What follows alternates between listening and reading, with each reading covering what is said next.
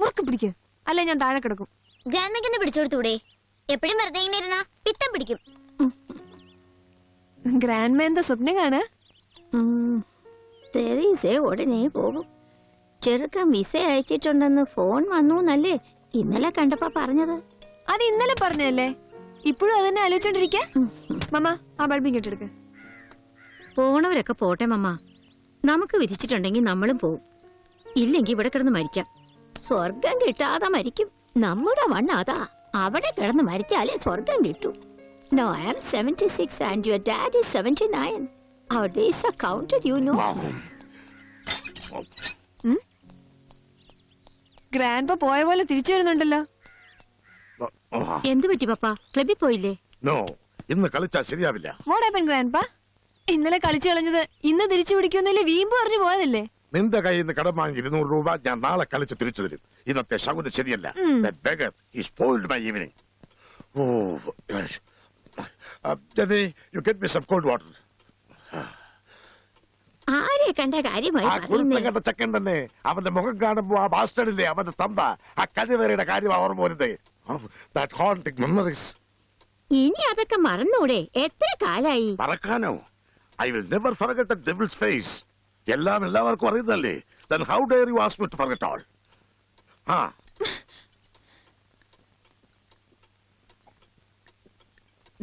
ഇത് സാറാടെ റൂമിൽ കൊണ്ട് കത്തിച്ചു വെക്ക്.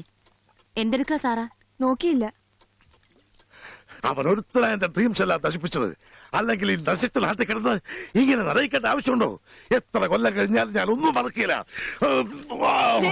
കുപ്പി വാങ്ങിയാലേ ഇപ്പൊ എറിഞ്ഞുടയ്ക്കും.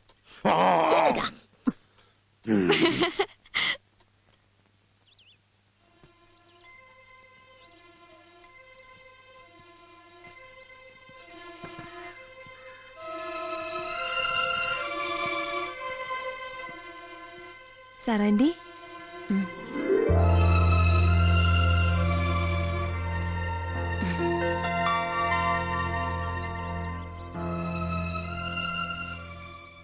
എന്താ അവിടെ പപ്പയുടെ വകയായിട്ട്? എന്നത്തെയും പോലെ തന്നെ. ഇന്ന് കളിക്കാൻ പോകുമ്പോ എതിരെ സച്ചി വന്നു ഇത്രേ. നമ്മുടെ രവീന്ദ്രനാഥ് സാറിന്റെ മോൻ സച്ചി. സച്ചിയെ കണ്ട കലി ഓൾഡ് മാൻ.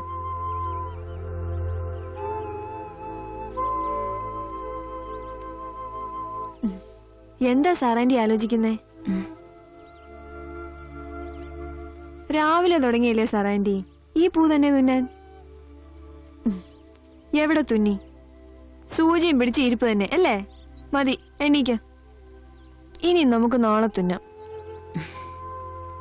മോള് ചെല്ല്. സാറാൻഡി കുറച്ചു നേരം കൂടി ഇരിക്കട്ടെ.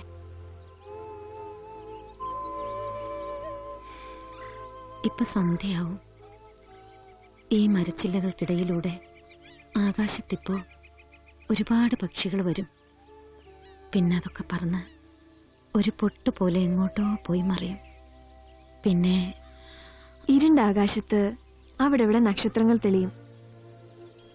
അതൊക്കെ മരച്ചിലകളിൽ വന്നിരുന്ന് ഉറങ്ങാതെ കണ്ണിമ വെട്ടാതെ എന്റെ സാറാൻഡിയെ തന്നെ നോക്കും. അതല്ലേ ഉണ്ടാവാ?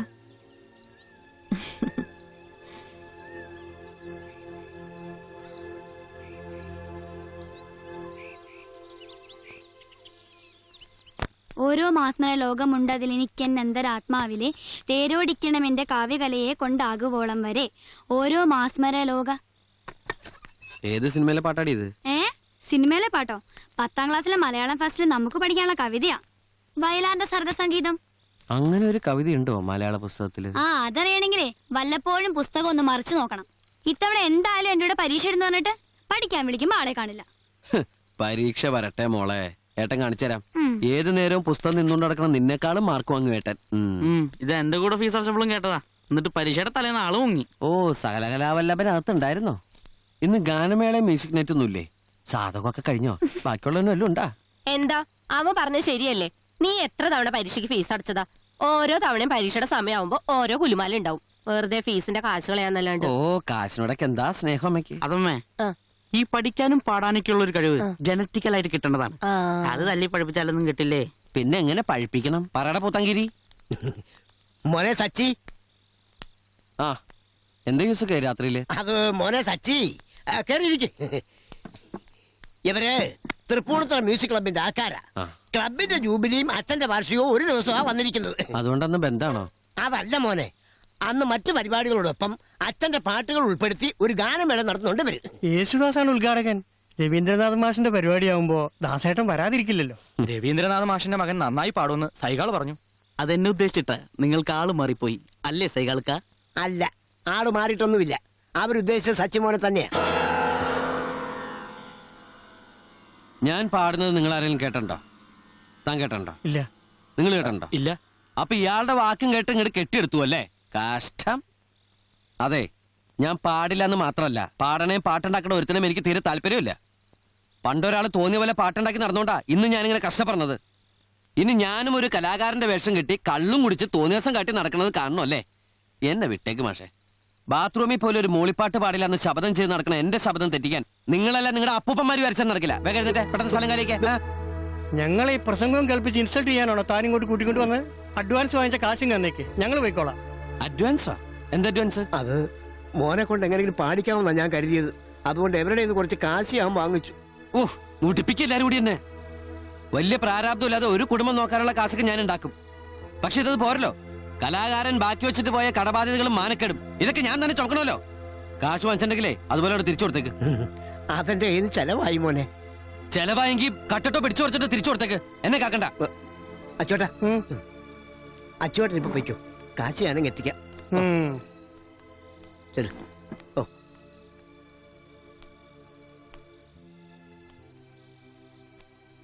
ഐസാബിക്ക് ഹോസ്റ്റൽ ഫീസ് അയച്ചു കൊടുത്തിട്ട് 2 മാസമായി. ഹോസ്റ്റലിൽ നിന്ന് പുറത്താക്കുമെന്നായപ്പോ നിവൃത്തിയില്ലാണ്ട് ഞാൻ ഒന്നും ഓർമ്മിപ്പിക്കായിരുന്നില്ലേ യൂസുക്ക? നമുക്ക് എവിടെന്നെങ്കിലും മേടിച്ച് അയച്ചു കൊടുക്കായിരുന്നല്ലോ. ഞാൻ നിർബന്ധിച്ചിട്ടല്ലേ മോളെ നേഴ്സിംഗ് നേർത്തത്.